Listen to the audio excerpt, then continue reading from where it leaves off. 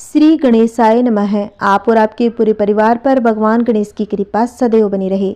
आइए आज हम सुनेंगे पौष महीने के कृष्ण पक्ष की चतुर्थी के दिन चौथ माता की कथा, गणेश भगवान की कहानी और आरती। पौष महीने के कृष्ण पक्ष की चतुर्थी तिथि को अखुरत संकष्टी चतुर्थी के रूप में मनाते हैं। ये दिन भगवान गणेश को समर्पित होता है। इस दिन जो भी भक्त भगवान गणेश की सच्चे मन से पूजा करता है और व्रत की कथा सुनता है, भगवान गणेश उसकी सभी मनोकामनाएं पूर्ण करते हैं। तो आइए भक्तों, पूरी श्रद्धा प्रसन्नचित्त मन से आज इन कथाओं का आनंद लेते हैं। एक समय की बात है, किसी गांव में एक सेठ और सेठानी रहते थे। उनके एक बेटा और बहू थे। बहू सबको भोजन करा के फिर स्वयं भोजन करती। एक पड़ोसन ऐसी भी थी जो रोज पूछती कि बहू आज क्या बनाया, क्या खाया है। बहू कहती ठंडो बासी। एक दिन उसके पति ने ऐसा सुनकर विचार किया, आज तो पकवान बनाया जाए, फिर देखें कि मेरी पत्नी क्या कहती है। उसने तरह तरह के पकवान बनाए। घर के सभी लोगों ने एक साथ बैठकर भोजन किया। आज भी पड़ोसन ने पूछा तो बहू ने कहा कि ठंडो बासी। सेठ के लड़के ने सोचा, हो न हो कोई तो बात अवश्य है जिससे कि मेरी पत्नी ऐसा कहती है। उसने पत्नी से पूछा, तुम रोज ठंडो बासी खाया ऐसा क्यों कहती हो, जबकि अपने सबने एक साथ बैठकर कई तरह के पकवान खाए। तब उसकी पत्नी बोली, अपन जो खा रहे हैं वह तो बाप बूढ़ों की कमाई है। जिस दिन आप कमा कर लाओगे उस दिन मैं समझूंगी कि हम ताज़ा भोजन कर रहे हैं। अब एक दिन लड़के ने माँ से कहा कि माँ, मैं एक बड़े शहर में कमाई करने जा रहा हूँ। तब माँ बोली, बेटा अपने पास इतना धन है कि खाए भी नहीं कुटेगा। माँ के मना करने पर भी बेटे ने स्वयं कमाने का दृढ़ निश्चय कर लिया और जाते समय पत्नी से कहा, मैं जब तक कमाकर बहुत सारा धन लेकर ना आऊं, तुम चूल्हे की आग मत बुझने देना। एक दिन चूल्हे की आग बुझ गई तो वह मन ही मन घबराने लगी, कहीं मेरे पति पर संकट तो नहीं आन पड़ा। जल्दी से पड़ोसन से आग लाकर चूल्हे में रख दूं, ऐसा विचार करके पड़ोसन के घर गई। उस समय पड़ोसन चौथ माता का व्रत कर पूजन कर रही थी। पड़ोसन ने कहा कि थोड़ी देर में आकर ले जाना। बहू ने पड़ोसन से पूछा, आप ये व्रत क्यों करती हो, इससे क्या मिलता है। पड़ोसन ने कहा, चौथ माता के इस व्रत को करने से अन्न लक्ष्मी मिले और सभी मनोकामनाएं पूरी हो। अब बहू भी चौथ माता का व्रत करने लगी। दीवार पर चौथ माता बनाई। उस दिन घी गुड़ का चूरमा बनाकर रात्रि को चंद्रमा को अर्घ्य देकर भोजन करती। ऐसा करते करते बहुत दिन हो गए। चौथ माता ने उस बहू के पति को सपना दिया कि साहूकार का बेटा तू जागे कि सोए, तेरी पत्नी बहुत याद कर रही है। घर जाकर उसकी चिंता मिटा। तू दुकान खोलकर कंकु केसर का पगला बना के बैठ जाना। आज तेरा हिसाब किताब चुकता हो जाएगा। अब तो चौथ माता ने जैसा कहा था वैसा ही हुआ। उसने घर जाने की तैयारी की और गाड़ी भर के धन दौलत लेकर चल दिया। रास्ते में एक बड़ा सा काला नाग फन फैलाए बैठा हुआ था और कहने लगा, आज तो मैं तुझे डसूंगा, छोड़ूंगा नहीं। आज तेरी आयु पूरी हो गई है। सेठ के लड़के ने कहा, आज चौथ माता ने मुझे सपना दिया तो मैं अपनी पत्नी से मिलने जा रहा हूँ। वहाँ मेरी पत्नी बहुत चिंता कर रही है। मैं उससे मिलकर जरूर आऊँगा, तब तुम मुझे डस लेना। नाग ने कहा, तुम सप्तपूर्वक कहकर जाओ तो मैं तुझे जाने दूं, परंतु लौटकर नहीं आए तो तुम्हारे घर आकर मैं तुम्हें डस लूँगा। इस प्रकार सांप को वचन देकर वह अपने घर पहुँचा। वहाँ सभी से हंसी खुशी से मिला और भोजन करके उदास होकर बैठ गया। उसकी पत्नी ने उदास होने का कारण पूछा तो पति ने काले नाग वाली बात बताते हुए कहा, यदि मैं उसके पास नहीं जाऊंगा तो वह घर आकर ही मुझे डस लेगा। पत्नी बहुत ही चतुर थी। उसने कहा कि आप घबराओ नहीं, लेट जाओ, मैं एक उपाय करी हूँ। पत्नी ने कमरे की सातों पेड़ियाँ धोई और पहली पेड़ी पर रेत, दूसरी पर इत्र, तीसरी पर गुलाल फूल, चौथी पर कंकु केसर, पांचवी पर लड्डू पेड़ा, छठी पर गादी गलीचा और सातवीं पेड़ी पर दूध का कटोरा भरकर रख दिया। इस प्रकार वह सातों पेड़ियां सजाकर बैठ गई। आधी रात होते ही नाग आकर पेड़ी चढ़ने लगा। पहली पेड़ी पर रेतमी लोटपोट हो गया और कहने लगा कि सेठ की बहू ने आराम तो दिया, पर वचनों से बंध कर आया हूँ, सो डसूंगा अवश्य ही।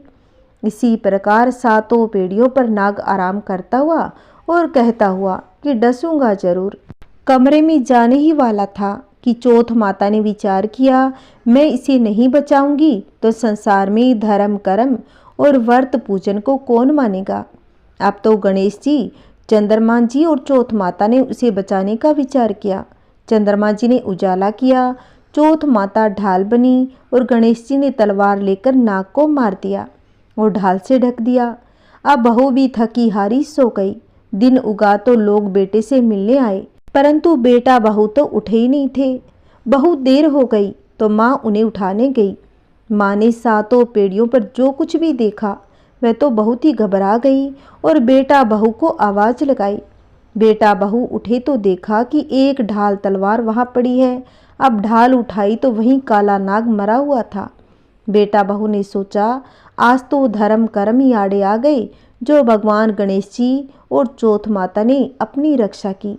हे चौथ माता, आपने जैसी सेठ के बेटे बहू की रक्षा की, वैसी सबकी करना। कहानी कहने वाले की, कहानी सुनने वाले की, हुंकार भरने वाले की, सभी पर अपनी कृपा बनाए रखना। बोलिए चौथ माता की जय, बोलिए गणेश भगवान की जय। आइए अब सुनते हैं गणेश भगवान की कहानी। एक समय की बात है, विष्णु भगवान का विवाह लक्ष्मी जी के साथ तय हो गया। विवाह की तैयारियां होने लगी। सभी देवताओं को निमंत्रण भेजे गए, परंतु गणेश जी को निमंत्रण नहीं दिया गया। कारण जो भी रहा होगा, अब भगवान विष्णु की बारात जाने का समय आ गया। सभी देवता अपनी पत्नियों के साथ विवाह समारोह में आए। उन सब ने देखा कि गणेश जी कहीं दिखाई नहीं दे रहे थे। तब वे आपस में चर्चा करने लगे, क्या गणेश जी को नहीं न्योता या स्वयं गणेश जी नहीं आए। अब सभी को इस बात का आश्चर्य होने लगा। तभी सबने विचार किया कि विष्णु भगवान से ही इसका कारण पूछा जाए। विष्णु भगवान से पूछने पर उन्होंने कहा, हमने गणेश जी के पिता भोलेनाथ महादेव को न्योता भेजा है। यदि गणेश जी अपने पिता के साथ आना चाहते हो तो आ जाते, अलग से न्योता देने की कोई आवश्यकता भी नहीं थी।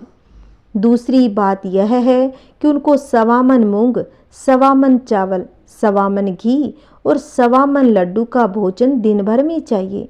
यदि गणेश जी नहीं भी आएंगे तो कोई बात नहीं, दूसरे के घर जाकर इतना सारा खाना पीना अच्छा भी नहीं लगता।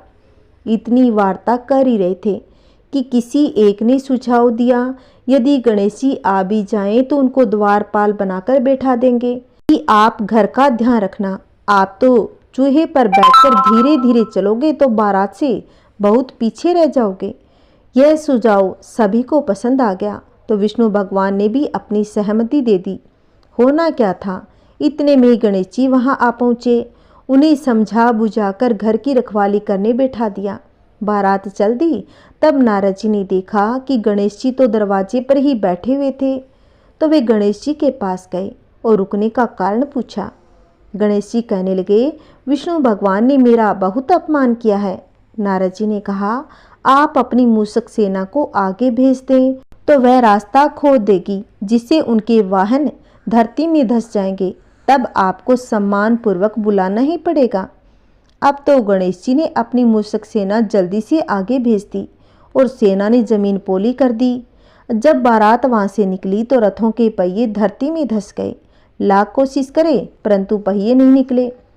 सभी ने अपने अपने उपाय किए, परंतु पहिए तो नहीं निकले, बल्कि जगह जगह से टूट गए।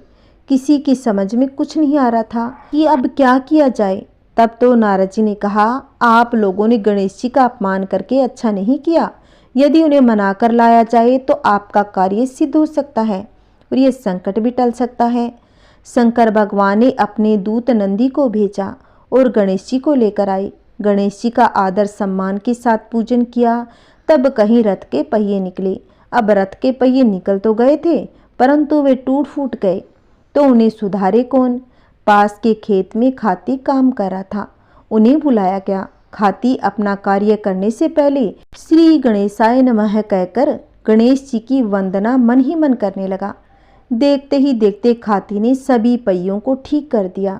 तब खाती कहने लगा कि हे देवताओं, आपने सर्वप्रथम गणेश जी को नहीं मनाया होगा और न ही उनकी पूजन की होगी, इसीलिए तो आपके साथ ये संकट आया है। हम तो मूर्ख अज्ञानी हैं, फिर भी पहले गणेश जी को पूजते हैं, उनका ध्यान करते हैं। आप लोग तो देवतागण हैं, फिर भी आप गणेश जी को कैसे भूल गए? अब आप लोग भगवान श्री गणेश जी की जय जयकार बोलते जाएं तो आपके सब काम बन जाएंगे और कोई संकट भी नहीं आएगा। ऐसा कहते हुए भगवान गणेश की जय जयकार बोलते हुए बारात वहां से चल दी और विष्णु भगवान का विवाह लक्ष्मी जी के साथ संपन्न करा के सभी सकुशल घर लौट आए। हे गणेश जी महाराज, आपने विष्णु जी के काम को सिद्ध किया, वैसे सभी का करना। कहानी कहते कहानी सुनते हुंकार भरते सभी के घर में सुख शांति बनाए रखना। आइए भक्तों, अब हम सुनते हैं चौथ माता की आरती। बोलिए चौथ माता की जय। ओम जय श्री चौथ मैया, ओम जय श्री चौथ मैया। सच्चे मन से सुमिरे, सच्चे मन से सुमिरे, सब दुख दूर भया। ओम जय श्री चौथ मैया। ऊंचे पर्वत मंदिर शोभाति भारी, मैया शोभाति भारी। देखत रूप मनोहर, देखत रूप मनोहर, असुरन भयकारी। ओम जय श्री चौथ मैया। महासिंगार सुहावने, ऊपर छतर फिरे, मैया ऊपर छतर फिरे।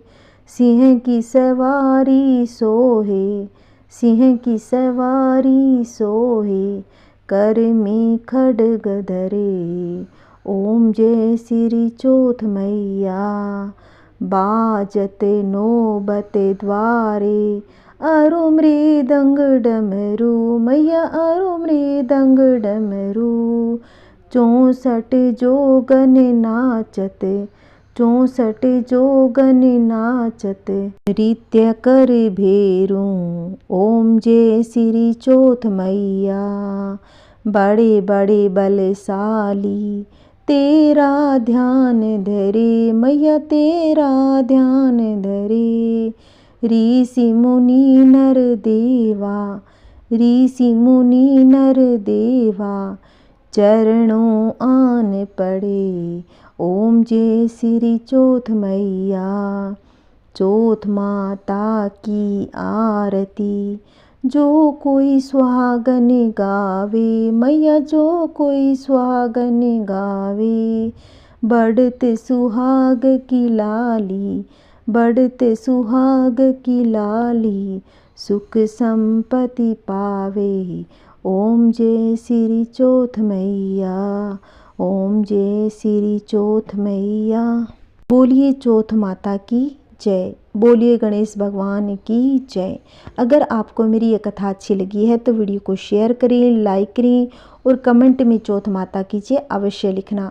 अगर आपने अभी तक मेरे चैनल को सब्सक्राइब नहीं कर रखा है तो प्लीज़ इस चैनल को सब्सक्राइब कर लें, जिससे आपको आने वाली वीडियो की नोटिफिकेशन मिलती रहेगी।